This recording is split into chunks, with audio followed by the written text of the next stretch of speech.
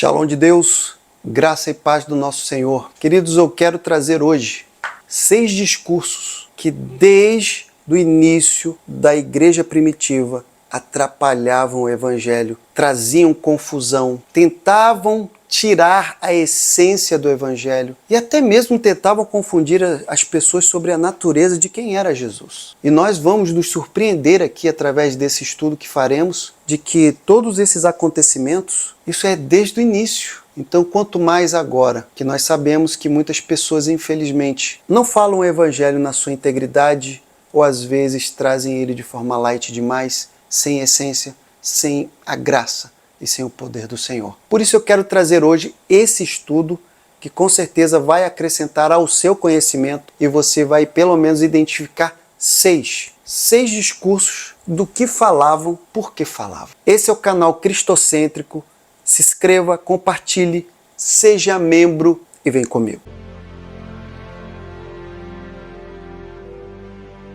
Bom, queridos, como eu disse aqui, defender o Evangelho, defender realmente a própria Bíblia. E quando eu digo isso, não é porque ela precisa de defesa ou precisa de que eu fale alguma coisa para que ela possa ser verdadeira. Não, ela é a verdade. Mas infelizmente, assim como nós tentamos falar o Evangelho, existem outros que não falam. E eu gostaria de começar pelo primeiro discurso que tentou trazer aí uma falsa verdade, que foi o docetismo. Queridos, é muito antigo. Eles afirmavam que Jesus, ele parecia ter o corpo físico, parecia, até mesmo sofrer na cruz, mas eles negavam a humanidade de Jesus na sua plenitude. Eles não acreditavam. Como um ser divino poderia estar numa matéria que não é boa? Ou seja, eles acreditavam que Jesus, sendo divino, não poderia experimentar o sofrimento ou até mesmo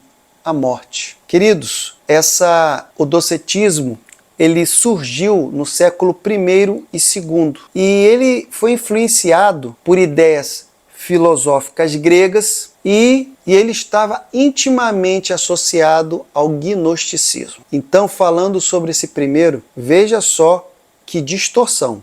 Eles reconheciam que Jesus era divino. Até aí, tudo bem. Mas, no entanto, é a mesma coisa que dizer, não, mas Jesus não veio em carne. Ele parecia ter o corpo físico, mas não era bem assim. Até porque como é que um ser poderia sofrer ou morrer? Tá, queridos? Em segundo plano, nós já podemos falar exatamente daquele que tem uma ligação direta, que é o gnosticismo. O gnosticismo, que significa conhecimento, ele é um movimento que alegava que a salvação vinha por meio do conhecimento secreto do divino.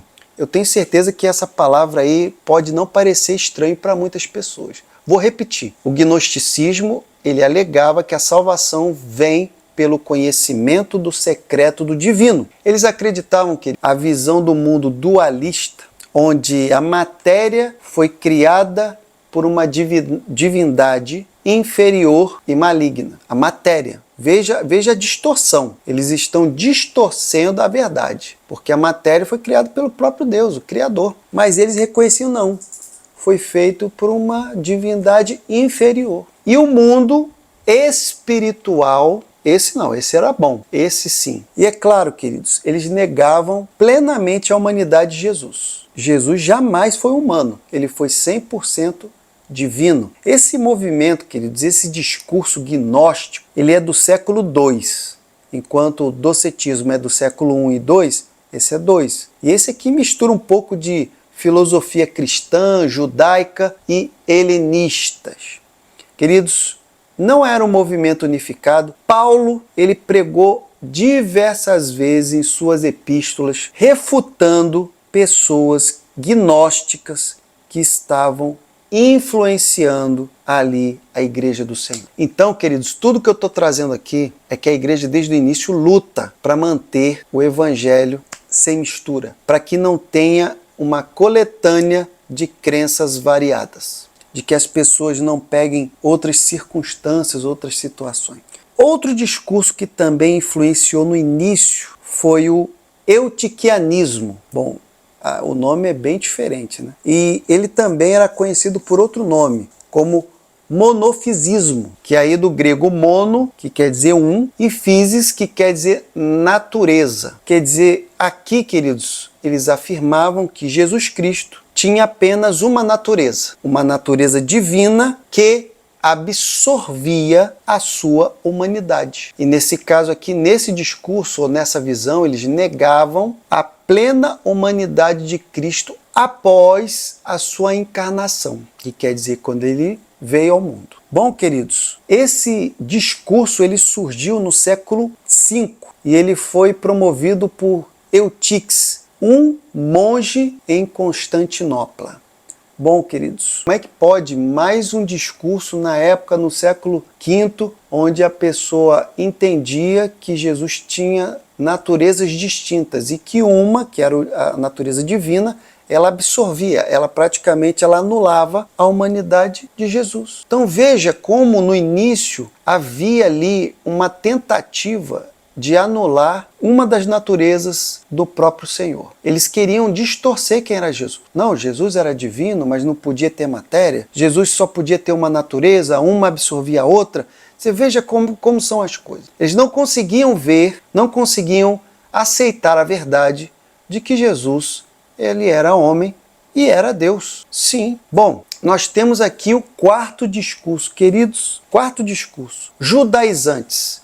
Eu tenho, inclusive, um estudo aqui falando sobre os judaizantes, a defesa de Paulo contra eles, especial nesse canal. Se você puder, também é uma opção para você ver. Já esses aí eram os primeiros cristãos que insistiam que os gentios convertidos ao cristianismo, eles tinham que aderir às leis judaicas, que seria o quê? Ele tinha que ter a circuncisão, a restrição alimentar, a observação do sábado, entre outras coisas. Então, nesse caso, o que eles queriam dizer? Que a salvação exigia adesão à lei mosaica. Não era pela graça. Eles tinham que observar a lei. Se não observasse a lei, não tinha salvação. Nós estamos falando, querido, dos primeiros cristãos.